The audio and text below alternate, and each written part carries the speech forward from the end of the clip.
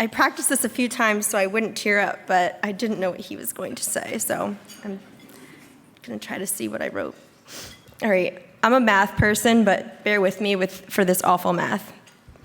What's 1 + 1?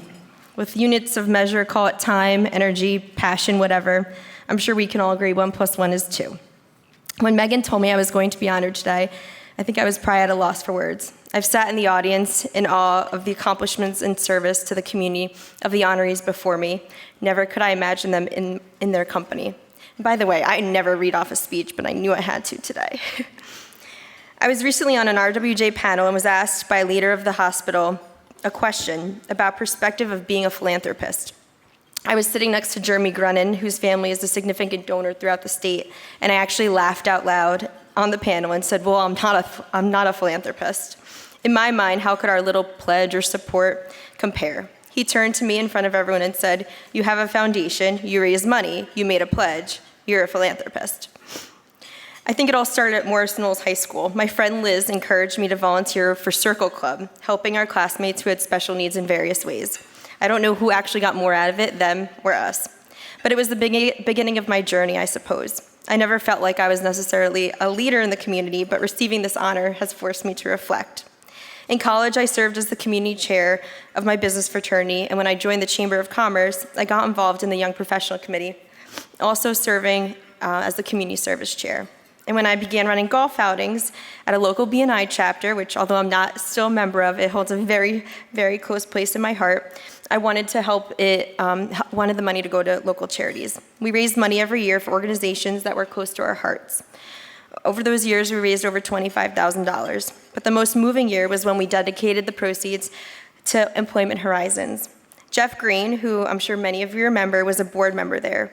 When we presented that check, Lisa Montalbano gave us a tour of the facilities. As we walked around, I spotted 2 of my classmates from Circle Club at Morris Knowles.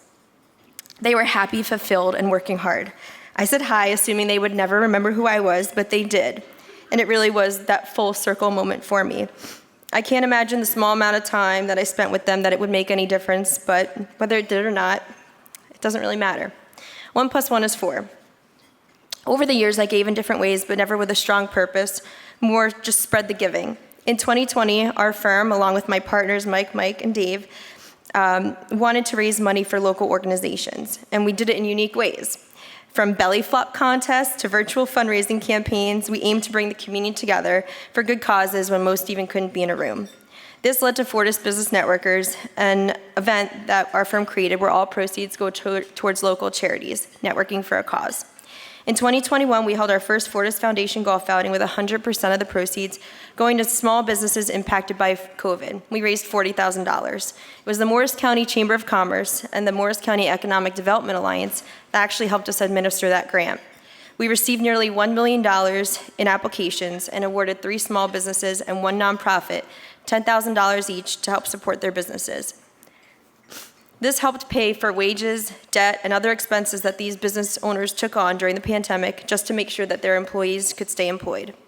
The following year, we dedicated $30,000 of proceeds to local food banks, again, supporting families in the local communities.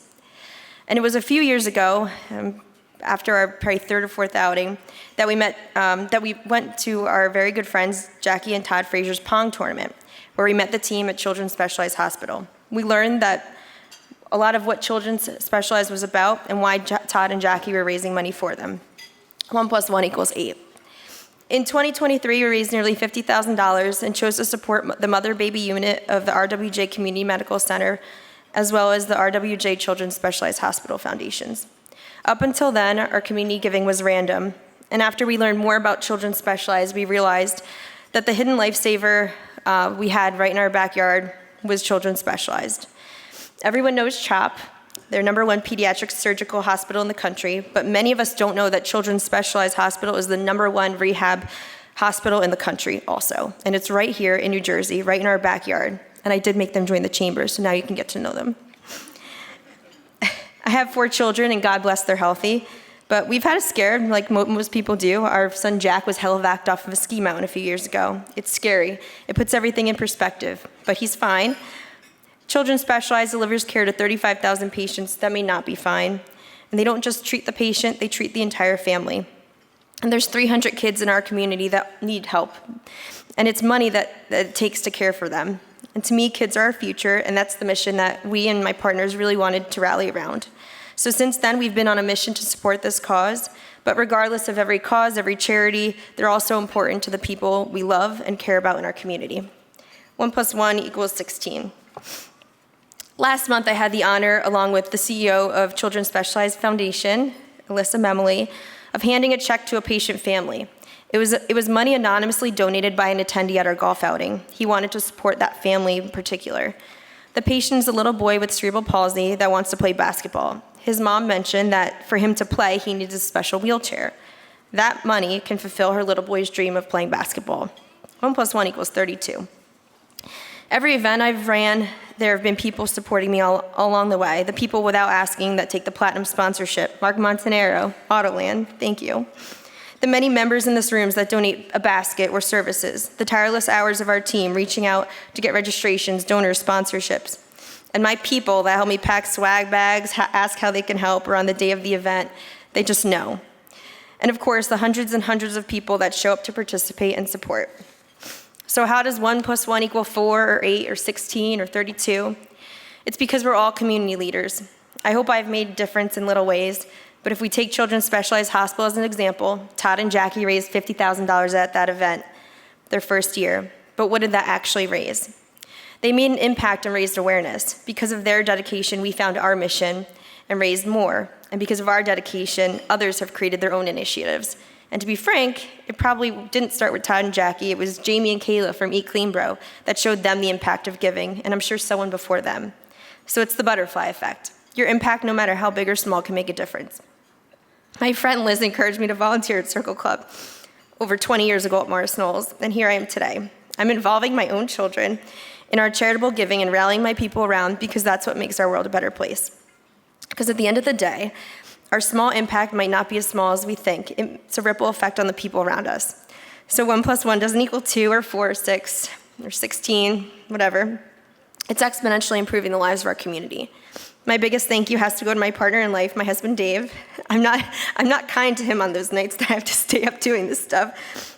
And he does a lot of the less than glamorous work behind the scenes. This truly is the honor of my life.